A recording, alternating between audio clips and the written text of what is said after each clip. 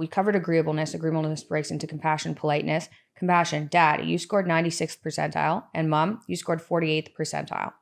So some of the information you get here, this is you. You are likely to be highly conflict averse because you'll be concerned about causing your partner negative emotion. Your partner, Mom, is likely to be capable of engaging in conflict, and he or she will be a bit less concerned about causing you negative emotion. So that's one sentence out of, a large paragraph just describing the implications of compassion as a couple.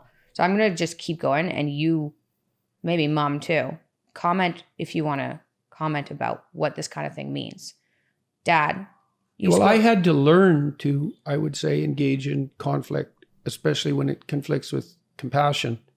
I've been in a lot of conflict, and I don't find it pleasant, and I don't like upsetting people at all. It really bothers me. And but I did learn that conflict avoided is conflict delayed and magnified. And so it was a cross-temperamental learning process for me.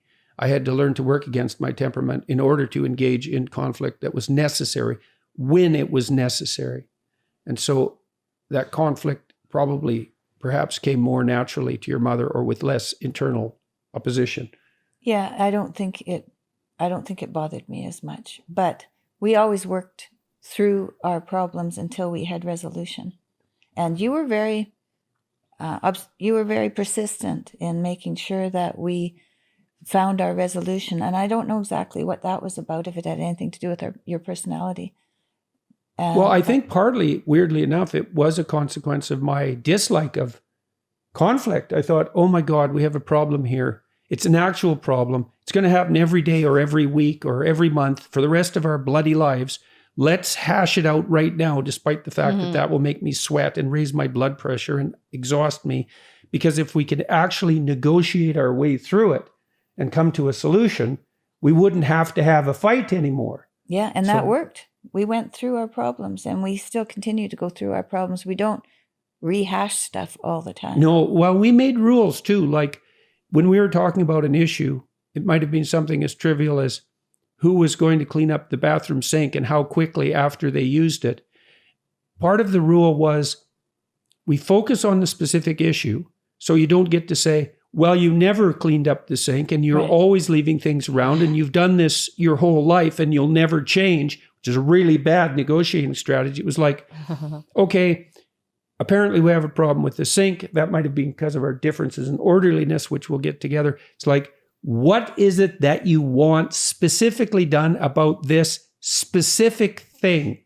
And then we would negotiate back and forth until both of us were satisfied. And we used to have meetings with you kids once a week. I don't know if you remember. On Sundays. But I vividly remember. Vividly. Why do you like in a PTSD type of because you wanted to go out and play. I'm just kidding. Yeah, we'd sort out the week's responsibilities at this meeting. And the meeting had rules, which was, well, there's some jobs that need to be done. And everybody has to play a role in doing them so that nobody gets resentful and bitter. And you have to attend the meeting, although you can leave if you get upset, but you have to come back and you have to abide by what you say, what you agreed to.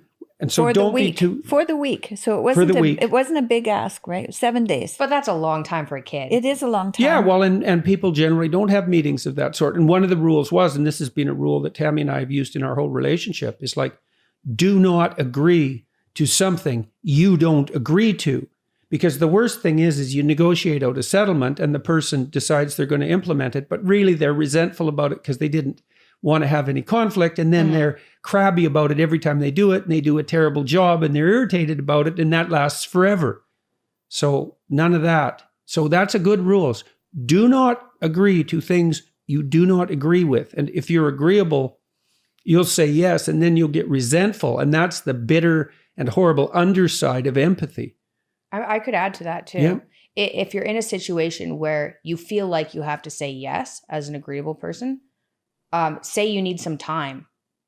Yes. Because I use that trick. I mean, I'm way better now. Like, I don't have issues with saying no at all anymore. But when I was younger and more concerned about other people's feelings, I guess, I started saying, I can't make that decision right now. I'm not comfortable. You say, I'm not comfortable making that decision right now. Or can I have till tomorrow? Yes. Yeah, well, that's not a trick, I would say. That's a wise strategy. And we also learned in our relationship often to discuss things and then let both parties sleep on it. And if you go to sleep with the intent of further clarifying the negotiation, then you often wake up in the morning with something to say, that might also cause further conflict, but is part of the means by which you reach a peaceful negotiated settlement.